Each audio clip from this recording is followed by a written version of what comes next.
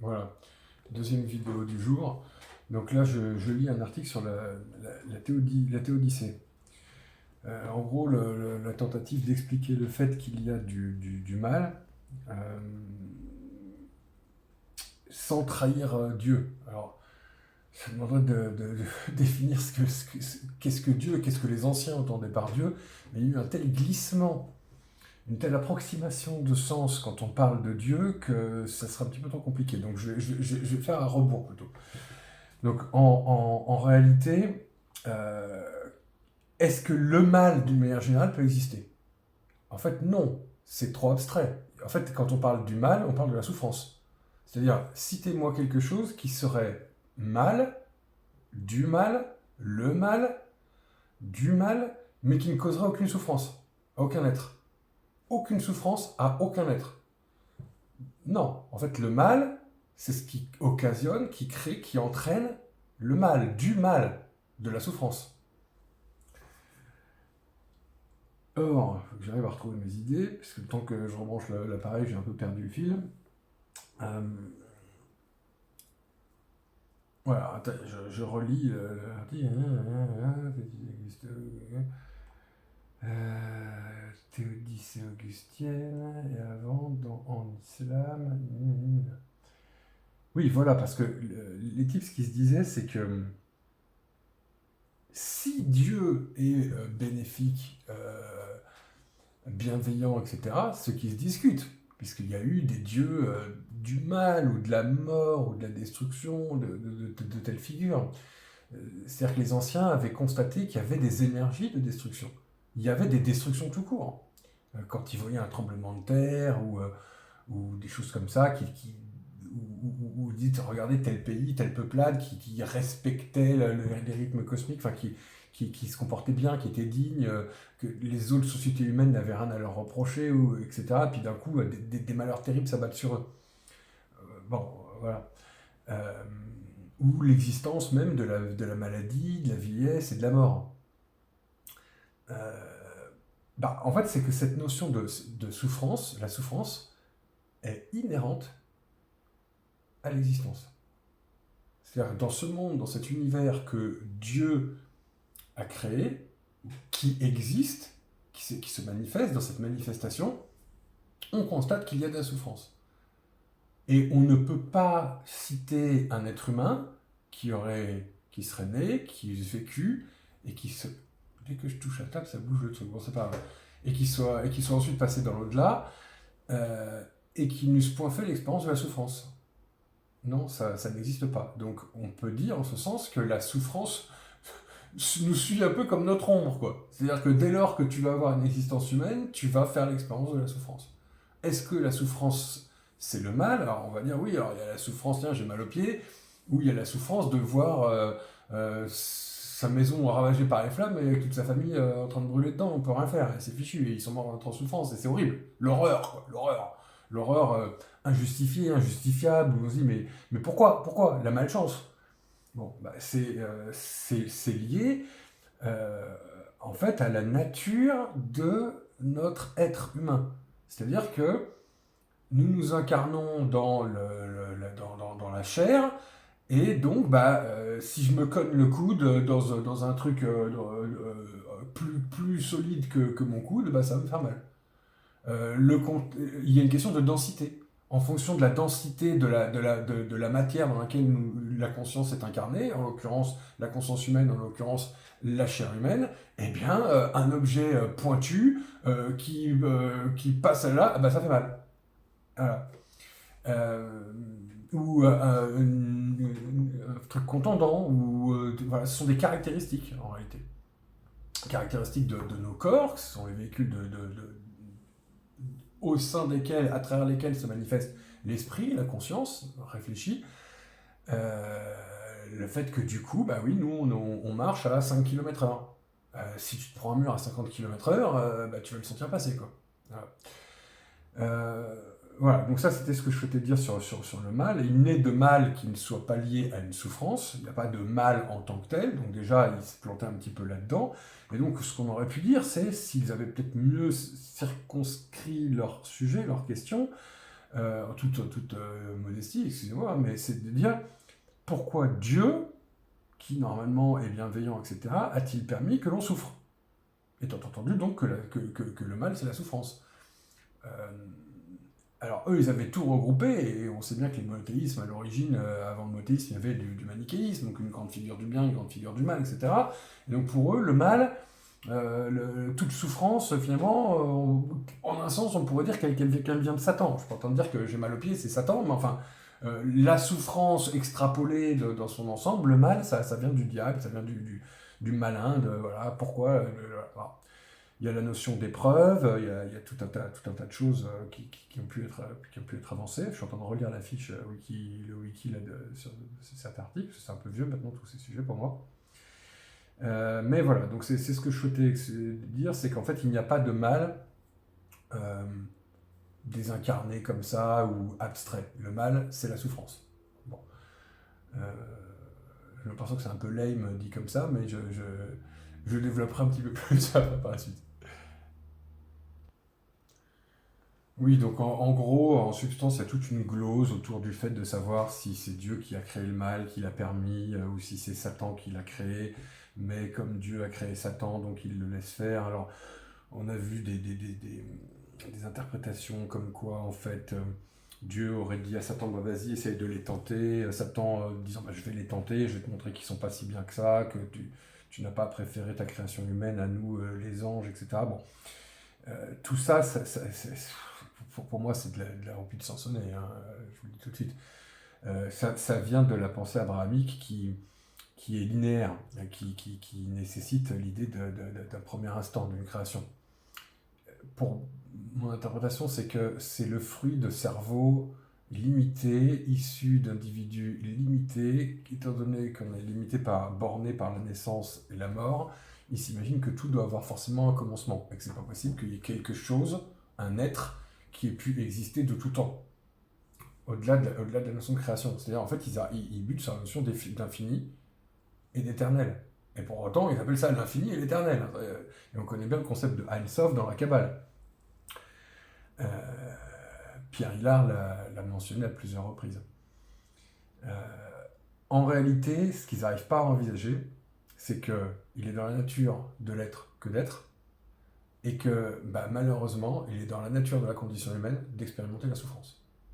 Et que la souffrance, même quand elle touche une personne en particulier, un groupe d'individus, ou un grand groupe d'individus de manière apparemment injuste, de manière terrible, comme des catastrophes naturelles. Il faut imaginer ce que c'est quand il y a un tremblement de terre qui tue 100 000 personnes d'un coup. Les gens sont broyés, explosés sous les décombres. Enfin, c'est horrible. Tu peux très bien dire, mais pourquoi, quoi? Les gens cherchent une cause, mais il n'y a pas de pourquoi. Il n'y a pas de pourquoi, il y a de la souffrance. Il y en a. Il y a la malchance. Et ça tient à la condition humaine, comme je le disais. C'est-à-dire que nos corps sont constitués de la conscience humaine, s'est manifestée dans des corps qui ont telles caractéristiques sur une planète où si tu sautes de 10 mètres de hauteur, s'il n'y a pas un tapis moelleux en dessous, t'as les jambes qui remontent au niveau de la tête, quoi. Voilà. Donc, c'est malheureux. Mais étant donné qu'ils imaginaient un Dieu créateur, ils imaginaient, oh là, quand même, c'est dégueulasse, Dieu, machin. Mais non, c'est comme ça. Et ça qu'ils n'arrivent pas à accepter, en fait, quoi. Voilà. Donc je lis tout ça, ça me rappelle plein de choses, notamment sur Hegel. Alors ça, moi j'aimais beaucoup la pensée hegelienne à l'époque. Quand j'étais plus jeune, je m'étais considéré un peu comme hegelien, quand on essaie de se mettre des étiquettes, se labeller. L'idée que l'esprit apprend à se connaître au sein des évolutions des sociétés, etc., avec une sorte de maturation et tout. On en trouve aussi dans des trucs très New Age, en fait, en réalité, qui nous dit que l'univers se connaît à travers nous, à travers chacune de nos pensées, et qu'en fait, finalement, il y aurait une sorte de maturation de Dieu, de l'être en soi, du cosmos, qui progresserait au fur et à mesure que nous progressons aussi. Jusqu'à atteindre un moment, alors quoi, un moment où tout devient conscient, etc. Bon, moi je dirais qu'effectivement, c'est une grande question. Notamment dans le bouddhisme, avec la théorie du Tathagata Garbhad, où chaque être recèle dans son courant de conscience la graine de la bodhéité, des bodhéités, pardon. ça signifierait qu'en fait, il n'y a rien à faire et que de toute façon, chaque être évoluera, quel que soit le nombre de cycles de réincarnation que ça lui prenne, par manifester l'éveil plein et parfait. Mais cet éveil inné, ça rejoint la théorie des 4, voire même des 5 corps de Bouddha. Donc souvent, on parle de la théorie du Trikaya, les 3 corps du Bouddha, dont un qui correspond un peu plus à la parole, au corps et à l'esprit. On retrouve un peu la Trinité, c'est très intéressant, les ponts entre le Trikaya bouddhiste, Vajrayana, et la Trinité chrétienne catholique.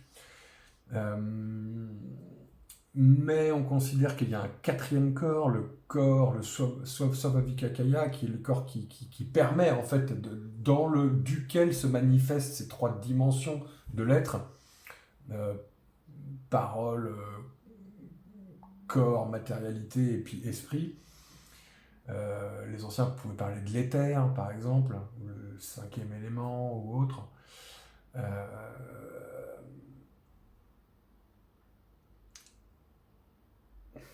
Pour rapprocher ça avec quelques notions de physique quantique aussi.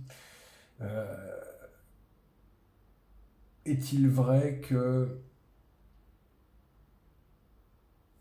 l'essence dont tout est constitué, finalement, pour ce que l'on en connaît aujourd'hui, ce vide duquel émergent des quasi-particules, puis des particules qui vont se complexifiant, former l'infinité des objets, y compris nous, que l'on peut trouver dans l'univers, tous formés de ces infimes momentum de particules énergétiques, ces impulsions. Impulsion, information, manifestation à partir du vide, résorption dans le vide, puisqu'on parle dans un centimètre cube, si on veut parler comme ça, mais de vide, de quasi-particules qui émergent et qui se dissolvent avant même d'être devenues des particules. On nous dit qu'on pourrait capter l'énergie du vide, ce serait comme des sortes d'éclairs comme ça, extrêmement brefs, d'énergie qui fuse, qui se manifeste à partir du vide. Il y a des théories qui nous disent qu'il y a comme un endroit et un envers de la matière, c'est-à-dire, sous-entendu, quelque part, finalement, avec la théorie de la conservation de l'énergie, d'où proviennent ces flashs d'énergie, qui peuvent être tellement brefs que nous, on les capte comme des pré-particules, ou se maintenir, former jusqu'à, avec des quarks, des machins, former des protons, des neutrons, des électrons, des atomes, des molécules, avec qui ont une certaine durée de vie, certaines molécules, etc. Pourquoi il y a du rayonnement qui peut avoir une certaine durée, c'est pas évident finalement, parce que nous, en tant que profanes, j'allais dire, je suis pas physicien, je suis pas un doctorant en physique quantique, c'est très difficile pour les physiciens de vulgariser ce qu'ils ont découvert, et beaucoup de leurs découvertes sont en réalité de la pure spéculation mathématique, uniquement, des équations sur le papier. La physique quantique nous montre des capacités d'ubiquité, des particules qui pourraient être enregistrées à 2 endroits en même temps. C'est ouf. On nous parle également de l'intrication quantique, ce qui signifie que, bon, tout le monde en a plus ou moins entendu parler, mais 2 particules qui étaient intriquées à un moment donné, il y en a une qui part dans un sens, une dans un autre sens, elles se retrouvent à des milliards et des milliards d'années-lumière l'une de l'autre. Si vous prenez une mesure sur l'une, instantanément, ça vous donne la mesure de l'autre, enfin, de son état, etc. Et vous obtenez l'information plus rapidement que la vitesse de la lumière, instantanément. Donc de l'information non localisée, mais stockée, enregistrée, présente, où dans ce vide, donc il y aura un endroit, un envers, comme on dit, une antimatière, c'est-à-dire un univers quelque part, ou un pendant de l'univers où toutes les charges positives seraient négatives, etc. Enfin, la spéculation métaphysique nécessite aujourd'hui d'être extrêmement bien charpentée en physique quantique. C'est pas forcément évident, mais on peut continuer à spéculer, notamment en se basant sur en reprenant les diverses spéculations sur la nature de la métaphysique et la nature de la physique. L'essence, ce qui sous-tend la physique, les notions comme l'unité, la dualité, avec des points de vue monistes, dualistes. Moniste, tout est matière, ou moniste matérialiste, monisme idéaliste, tout serait esprit ou conscience. On retrouve ça dans la pensée occidentale gréco-romaine, voire chrétienne, mais également, bien entendu, dans la pensée indo-bouddhiste.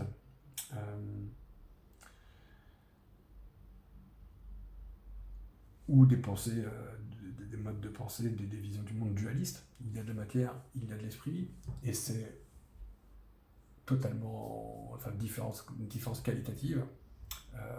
Ou bien il y a de la matière et de l'esprit, de la conscience. Moralité, la conscience n'est que une manifestation de la matière. Bon, donc voilà. Donc,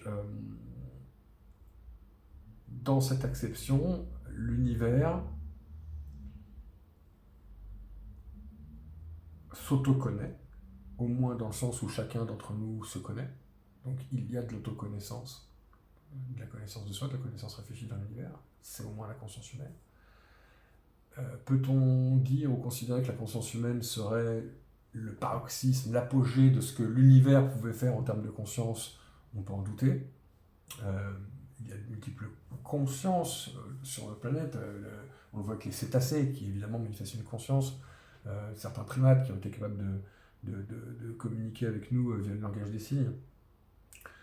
La conscience de la fourmi, la conscience de la chauve-souris, qui est quasi aveugle, qui perçoit le monde avec de l'écolocation. Vous imaginez qu'on parle bien du même réel, je veux dire, quand il y a une porte pour nous, il y a une porte pour le chauve-souris, ou un mur. Donc il y a quand même un donné matériel dans lequel les consciences évoluent.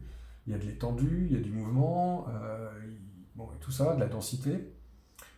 Mais vous imaginez bien que pour une chauve-souris, sa représentation du monde, de ce même donné par rapport à nous, c'est complètement différent. Pour autant, c'est bien le même donné. Donc voilà. Donc, est-ce que, comme Hegel l'avançait,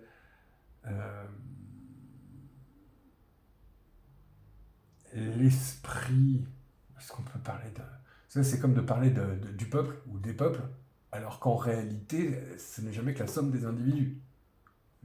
On pourrait dire que le peuple n'existe pas, c'est une création d'esprit. Ce sont des catégories opératives, on peut les manipuler, on peut travailler avec, on peut lire le réel avec, elles ont une pertinence, mais en fonction du degré de résolution que l'on choisit, on en arrive quand même à l'individu. Une somme d'individus fait un peuple, oui, d'accord. Mais est-ce qu'on peut dire qu'il y a un esprit comme ça qui peu à peu prendrait conscience de lui-même? Et donc un univers qui prendrait conscience de lui-même, je ne sais pas. Bon, tout ça sont des sujets qui m'intéressent, ce sont les sujets que nous discuterons, qui sont discutés ici. Voilà, je crois qu'on arrive à 18 minutes, je pense que c'est bien. C'est bien. Voilà, bon, bah, écoutez, à la prochaine.